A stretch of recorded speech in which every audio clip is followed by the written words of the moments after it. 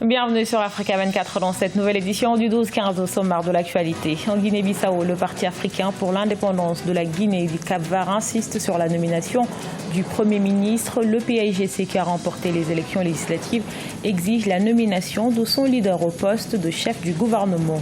Au Kenya, le gouvernement a mis en place un plan pour booster le secteur agricole.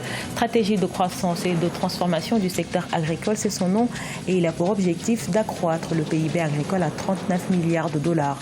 Et puis retour sur la première édition des Maminyanga Masterclass au Cameroun.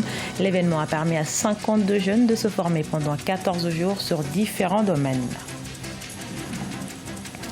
Mais tout d'abord, jour d'investiture au Nigeria, réélu en février dernier avec près de 56% du suffrage. Le président Muhammadu Buhari entame un second mandat ce mercredi. La veille lundi, le chef de l'État s'est adressé à la nation. Pour son second mandat, il veut continuer de mettre l'accent sur la lutte contre la corruption, mais pas que.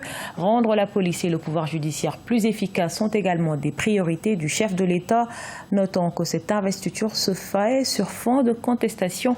En effet, le PDP, principal parti d'opposition, est toujours dans l'attente d'un jugement sur les recours demandant l'annulation du scrutin. 2 mois après les élections législatives en Guinée-Bissau, le pays n'a toujours pas de Premier ministre, donc pas de gouvernement. Le Parti africain pour l'indépendance de la Guinée et du Cap-Vert, PAIGC et ses alliés, mettent à nouveau la pression au président José Mario Vaz. Ils exigent la nomination de son leader au poste de chef du gouvernement, Aménédji.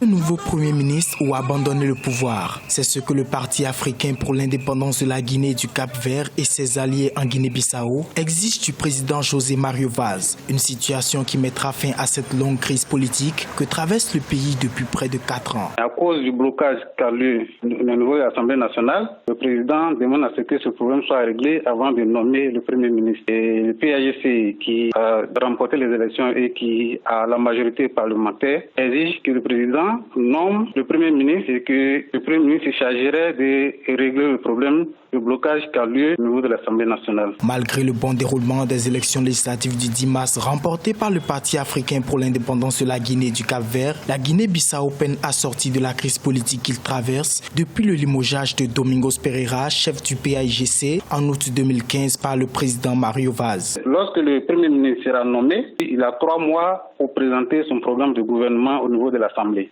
Si son programme a été voté en majorité, il peut continuer de déployer ce projet qui a été soutenu au niveau de l'Assemblée nationale. Sinon, si le bureau politique de l'Assemblée nationale n'est pas constitué, on continue toujours dans la crise en Guinée-Bissau. 3 semaines après l'investiture des députés, le Premier ministre n'a toujours pas été nommé officiellement. Un blocage qui, selon les autorités, s'expliquerait par l'absence de consensus sur la formation du bureau de l'Assemblée nationale. Depuis la reprise des travaux parlementaires le 18 avril, les débats sont concentrés sur le poste de deuxième vice-président de l'Assemblée, revendiqué par le mouvement pour l'alternance démocratique pour un de ses dirigeants, mais rejeté par le PAIGC.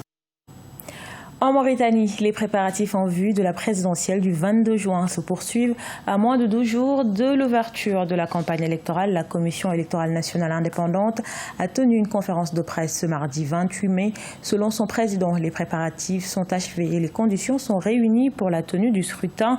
Il affirme par ailleurs que les 6 candidats à l'élection présidentielle se sont rendus au siège de la CENI pour évaluer le dispositif. Notons que les candidats de l'opposition continuent de réclamer une recomposition de la CENI qu'ils jugent dominée par les partisans du candidat du parti au pouvoir. Au Kenya, le gouvernement a mis en place un plan pour booster le secteur agricole. Stratégie de croissance et de transformation du secteur agricole, c'est son nom. Et il a pour objectif d'accroître le produit intérieur brut agricole à 39 milliards de dollars. Les précisions de Corinne Kamsefem. Stratégie de croissance et de transformation du secteur agricole, c'est le nom du nouveau plan adopté par le gouvernement kényan pour booster le secteur agricole entre 2019 et 2029. Pour la mise en œuvre de la première phase qui court jusqu'en 2024, 4,4 milliards de dollars sont nécessaires. Son aboutissement permettra d'accroître le produit intérieur brut agricole à 39 milliards de dollars contre 29 milliards actuellement. Il faut penser au développement des filières agricoles. Il faut penser au développement des organisations professionnelles agricoles. Ça veut dire qu'on amène les producteurs agricoles dans une dynamique d'entreprise et qui dit plan stratégique de développement agricole prévoit éventuellement l'amélioration des conditions de vie des producteurs en milieu rural surtout. La nouvelle stratégie agricole devrait porter les revenus issus de la transformation agricole à 130 milliards de shillings. Aussi, le salaire moyen quotidien des petits agriculteurs pourrait passer de 4 à plus de $6. Ce sont ainsi plus de 15 millions de Kenyans qui seraient positivement impactés par cette nouvelle stratégie agricole. Dans le fondamental, tous ces pays-là ont bâti leur stratégie de développement sur l'agriculture.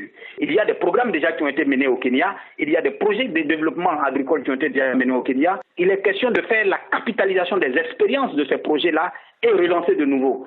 On rappelle au Kenya, l'agriculture qui est portée par des cultures telles que le thé, les fleurs, le café, le maïs, fournit actuellement 33% du PIB, 60% de l'emploi informel et 60% des exportations totales de marchandises. Des performances qui seront multipliées avec la mise en œuvre de la nouvelle stratégie agricole.